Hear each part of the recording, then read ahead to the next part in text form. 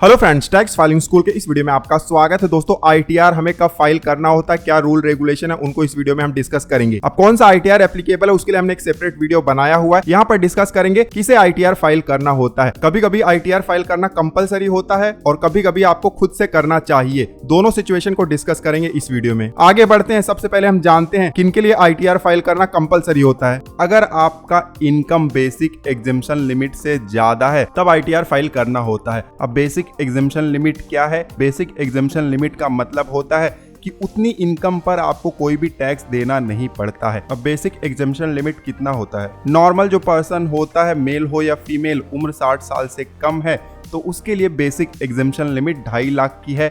60 साल से ज्यादा उम्र है लेकिन 80 साल से कम है तो उनके लिए 3 लाख है। और अगर 80 साल से ज्यादा उम्र है तो उनके लिए 5 लाख का बेसिक एग्जेम्पशन लिमिट है। तो अगर आपका जो टोटल इनकम है बेसिक एग्जेम्पशन लिमिट से ज्यादा है तब आपको कंपलसरी आईटीआर फाइल करना पड़ता है। उसके अलावा अगर आपको कोई फॉरेन इनकम है या आपने फॉरेन असेट्स में इन्वेस्टमेंट किया हुआ है तो भी आपको आईटीआर फाइल करना जरूरी हो जाता है। उसके अलावा अगर आपने अपने एक या एक से ज्यादा करंट अकाउंट में 1 करोड़ से ज्यादा का अमाउंट डिपॉजिट किया हुआ है फाइनेंशियल ईयर में तो भी आपको इनकम टैक्स रिटर्न फाइल करने की जरूरत पड़ेगी।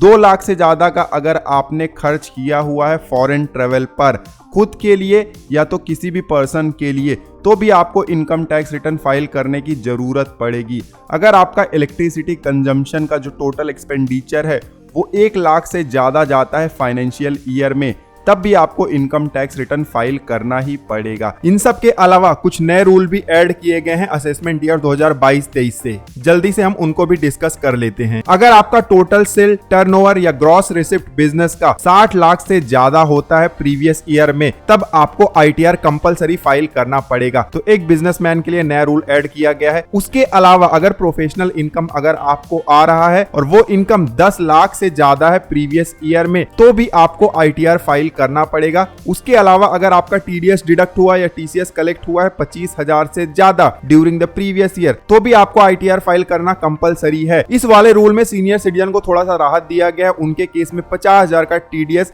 या टीसीएस हो तब आईटीआर फाइल करना कंपलसरी हो जाता है। ठीक है। और आखिरी रूल सेविंग बैंक खाते से रिलेटेड है। अगर आपके पास एक या एक से ज्यादा सेविंग बैंक अकाउंट है और उसमें आप पूरे साल भर में 50 लाख या उससे ज्यादा का अमाउंट डिपॉजिट करते हो तो भी आपको आईटीआर फाइल करना कंपलसरी है, भले आपका इनकम कितना भी हो। ठीक है। तो ये सारे कुछ सिचुएशन हो गए जहां पर आपको इनकम टैक्स रिटर्न फाइल करना ही पड़ेगा।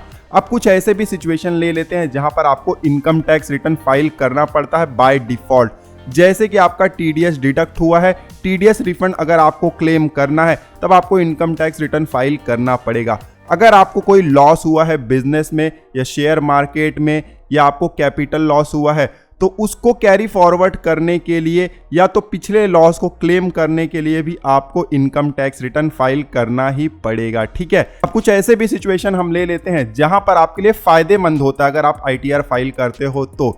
जैसे कि आपको अगर लोन लेना है या आपको वीजा वगैरह के लिए अप्लाई करना है तो वहां पर आईटीआर बहुत ही ज्यादा यूजफुल होता है। तो ऐसे केसेस में भी आप आईटीआर फाइल कर सकते हैं। भले ही आपके ऊपर कोई कंपल्शन नहीं है फिर भी आपको इनकम टैक्स रिटर्न फाइल करना चाहिए। अब अगर आईटीआर आप फाइल करना चाहते हैं तो कौन सा आईटीआर आपको चूज करना है उस वीडियो का लिंक आपको स्क्रीन पर दिखाई दे रहा है, क्लिक करके आप चेकआउट कर सकते हो। इस वीडियो में बस इतना ही। मिलते हैं आपसे अगले वीडियो में। तब तक आप हंसते रहो, मुस्कुराते रहो। धन्यवाद।